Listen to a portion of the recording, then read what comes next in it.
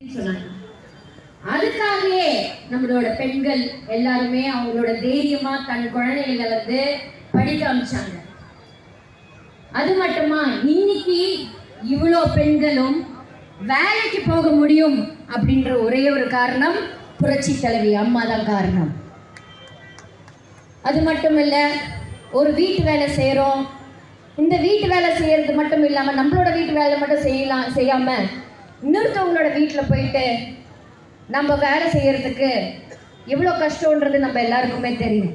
நம்ம வீட்டையும் பார்த்துக்கிட்டு இன்னொருத்தவங்க வீட்லையும் போய் பார்த்துக்கிட்டு வர்றது ரொம்ப கஷ்டம். அதுக்காகவே ஏழை எளிய மக்களுக்கு மிக்சி கிரைண்டர் உங்களோட சுமையை குறைக்கிறதுக்காக மட்டும்தான் இந்த திட்டத்தை கொண்டு வந்தாங்க. இதெல்லாமே ஒரு தாய் அவங்களுக்கு எந்த ஒரு தனிப்பட்ட வாழ்க்கை கிடையாது. அவங்களுக்கு நினைச்சு பாருங்க, கொஞ்சம் யோசிச்சு பாருங்க.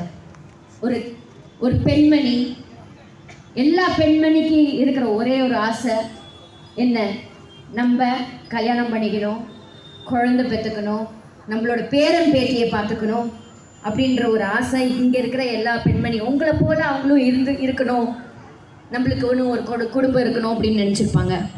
ஆனால் அதை எல்லாம் விட்டுட்டு தமிழ்நாடு தான் என்னோட குடும்பம் அப்படின்று நினச்சி முழுக்க காலையில் எந்திரிச்சதுலேருந்து நைட்டு தூங்க கூட போகும்போது கூட ஒரு நொடியும் சிந்திச்சது தமிழ்நாடு மக்கள் மட்டும்தான். அம்மா உணவகம் கொடுத்தாங்க. இன்னைக்கு கூட இந்த திருட்டு திமுக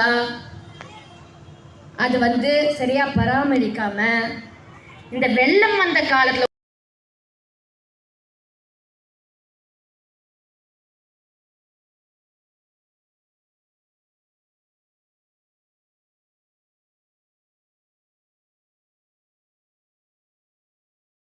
அறிவிக்கப்பட்டு சிறப்பு விருந்தினராக இன்று நம்மிடையே வருகை தந்திருக்கின்ற கழக வழக்கறிஞரினுடைய பிரிவு தலைவர் அன்பு அண்ணன் திரு V.S. சேதுராமன் அவர்களே, திரைப்பட நடிகையும் நடன இயக்குநருமான கழக மகளிர் அணியினுடைய துணை செயலாளர் அன்பு சகோதரி திரு காயத்ரி ரகுராமன் அவர்களே, அண்ணா தொழிற்சங்க பேரவையினுடைய தலைவர் திரு தாடிமா ராசு அண்ணன் அவர்களே, தலைமை கழகத்தினுடைய பேச்சாளர் அயன்புரம் சி செல்வம் அவர்களே, இந்த இனிய நிகழ்ச்சிக்கு இந்த நிகழ்ச்சியை ஏற்பாடு செய்த அன்புக்குரிய அன்பு சகோதரர் திரு திருமங்கலம் திரு டி ஜான் வெஸ்லி அவர்களே, உங்கள் அத்துணை பேரையும் நான் வருக என இந்த நல்ல நேரத்தில் நான் வரவேற்று, இதய தெய்வம் புரட்சி தலைவி அம்மா அவர்களுடைய பிறந்த தினம் என்று மக்களால் நான் மக்களுக்காகவே நான் என்று வாழ்ந்து மறைந்த புரட்சி தலைவி அம்மா அவர்கள் தன் வாழ்காலங்களில் எல்லாம் மகளிர்களுக்காக என்னென்ன திட்டங்கள் செய்ய வேண்டுமோ அனைத்து திட்டங்களையும் ஒரு சேர செய்து முடித்த ஒரே தலைவி. தமிழகத்தில் எந்த ஒரு முதல்வரும் செய்யாத விஷயங்கள் பெண்களுக்காக செய்த ஒரே ஒரு தலைவியினுடைய பிறந்த நாள் விழா இந்த விழா. அவர்கள் செய்த திட்டங்கள்லாம் சொல்லிக்கிட்டே போகலாம். தொட்டில் குழந்தைகள் திட்டம் உதாரணத்துக்கு, அம்மா உணவுகளை கொண்டு வந்தார்.